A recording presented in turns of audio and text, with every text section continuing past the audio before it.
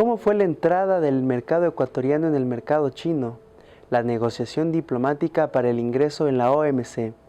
La estrategia de un grupo de diplomáticos brillantes para posicionar al Ecuador a nivel de comunicación en el conflicto Ecuador y Perú. También, cómo fue el arduo trabajo en el momento tan complejo que tenía el Ecuador cuando sus migrantes tenían que salir de nuestro país en búsqueda de mejores oportunidades de vida. Estos temas fueron abordados y tratados por los embajadores ecuatorianos de esta entrevista. Bienvenidos, yo me llamo Rafael Peralta. Durante mi misión diplomática en China de 1996 al 2001, se logró consolidar más el mercado del banano ecuatoriano, mejor dicho, la exportación del banano ecuatoriano para el mercado chino. En mi época todavía no hubo la apertura del gobierno chino con préstamos hacia terceros países que no hayan sido los africanos, porque en ese entonces China estaba más bien necesitada de la inversión extranjera. Y ya en el año 1998 China había recibido alrededor de 800.000 millones, repito la cifra, 800.000 millones de inversión extranjera, porque China estaba aplicando, como comenzó a aplicar desde 1978, la gran filosofía de ese sabio y visionario dirigente chino Deng Xiaoping para la apertura y la transformación interna de China, que hizo que China por décadas crezca al más del 9% anual del producto en relación con el Producto Interno Bruto. Así es que lo que en mi gestión se logró fue la consolidación y proyección del mercado chino para el banano ecuatoriano y cierta apertura para algo, en ese entonces, de las flores que comenzamos a producir, del atún. No se pudo llegar a más, repito, porque en ese entonces China no exportaba capitales, sino importaba capitales, porque necesitaba para volverse lo que se volvió China hasta llegar a ser la segunda potencia mundial, económicamente hablando, desplazándole al Japón. Algo que cabría la pena destacar es el hecho de haber formado parte del grupo que negoció el ingreso del Ecuador a la OMC. Esa fue una negociación extremadamente difícil, extremadamente dura, y aunque usted no lo crea, fue más difícil la negociación interna que la externa.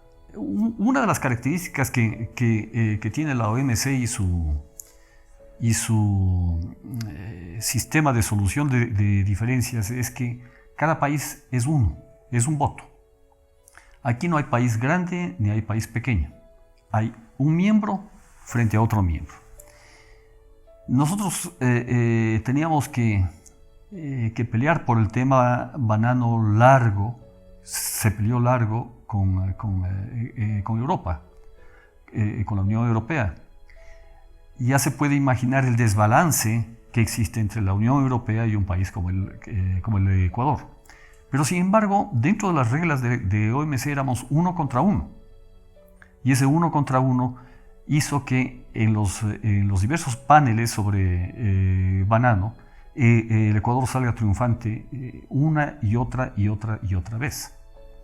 Eso sin estar dentro de la OMC jamás hubiera sucedido. Yo creo que ese fue un trabajo realmente fascinante, nos tomó unos 3-4 años, desde la preparación interna hasta la negociación en sí. Yo diría que la negociación en sí fue de 1 año y medio aproximadamente, pero fue realmente un trabajo fascinante. Cuando se produjo el conflicto del año 95 con el Perú, nos cogió de sorpresa. Creíamos que luego de la horrible experiencia del año 81, que yo estuve en Lima, y yo conozco eso muy de adentro porque yo estuve en la embajada en Lima cuando se produjo el 81, nunca se hubiera producido de nuevo un nuevo conflicto con el Perú. Se produjo. Y en la Cancillería se creó un grupo de 6 personas, por decreto, por acuerdo ministerial, para que se haga cargo de la coordinación y manejo de todo la acción internacional del Ecuador frente al Perú. El grupo lo presidía el embajador Byron Morejón y lo conformamos los embajadores Fernando Córdoba, Francisco Proaño, los ministros, estoy hablando de la época, los ministros Rubén Astudillo, que en paz descanse, Alfonso López y yo, que era consejero. Ese pequeño grupo logró, primero, con un respaldo increíble y sorprendente, en la parte buena del servicio exterior, de cambiar la política ecuatoriana, que siempre fue timorata y ocultándonos, y los egos, porque ahí tuvimos la ventaja de que ni el presidente Durán Ballén ni el canciller Leoro tenían egos grandes, cosa que en el 81 Alfonso Barrera demostró que él era la Cancillería, el ego, y fracasamos horriblemente.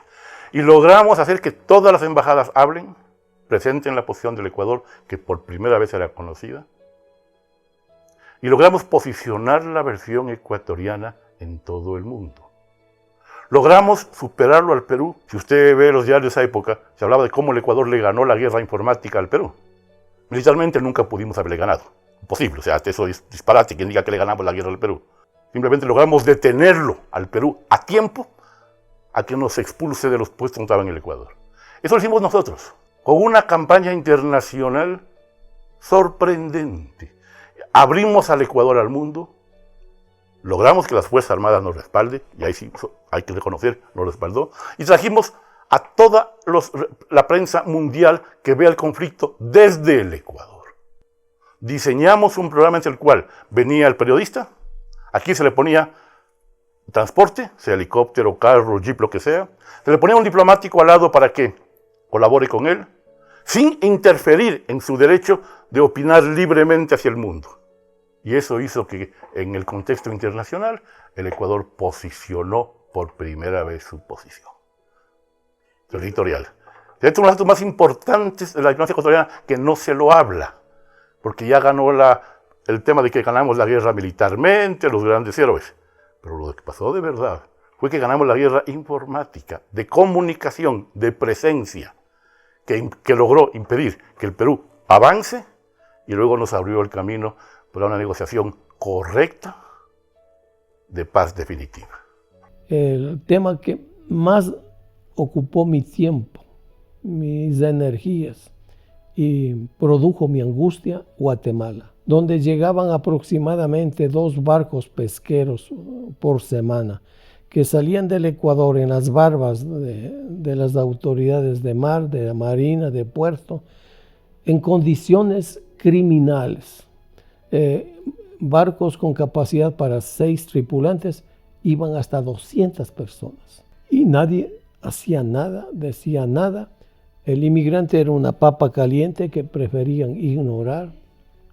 Entonces me tocaba ir cada vez que se capturaba un barco a ver las condiciones en que llegaba esa gente, a exigir de las autoridades de Guatemala que no les tomen presos porque no son delincuentes, y a exigir que se les habilite lugares. Entonces eran hoteles de media estrella, pero eran hoteles a donde llegaba esa gente hasta que pueda tramitarse la deportación, y la deportación en condiciones de dignidad. Entonces trabajé con la Organización Mundial del Inmigrante para que ellos paguen el flete de avión, a pelear con las autoridades para que recojan los cadáveres, tomen fotografías, tomen huellas digitales, tomen las medidas para preservar cadáveres hasta que la gente pueda reclamar por los suyos. Entonces, exigir, trabajar con la Cruz Roja, trabajar con el fiscal, trabajar con las autoridades para imponer.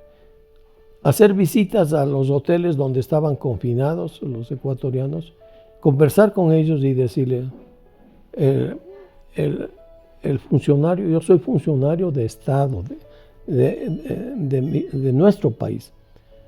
Soy un recurso a favor de ustedes. De la información que yo obtuve de estos grupos, el sitio de mayor riesgo y de mayor violaciones era México. La policía, los militares, la aduana, migración, vivían de la cacería de inmigrantes. Les quitaban todo. Violaban a las mujeres en grupo. Y todos esos inmigrantes sin posibilidad de denunciar a nadie. No solamente eso, sino que pedí una audiencia con el cónsul general de México y me fui con el personal de la embajada y le hablé así, abiertamente, diríamos dolorosamente. Y le dije, colega, esto están haciendo en México malos elementos de autoridad con nuestras gentes. Y me dijo, bueno, yo soy un diplomático político, soy amigo del presidente. Colega, esta tarde voy a hablar con el presidente y le voy a exponer lo que usted me ha dicho. Me llamó a los 2 días y me dijo que habló con el presidente y que el presidente resolvió crear un agregado de asuntos migratorios en Guatemala y que hay ya una instrucción al cuerpo policial, militar, de migración, y instructivo de hacer vigilancia y seguimiento. Estoy seguro que lo hicieron, pero ese gobierno ya pasó y otro, y esas actitudes han vuelto a lo de antes, las mafias que lucran del pobre inmigrante.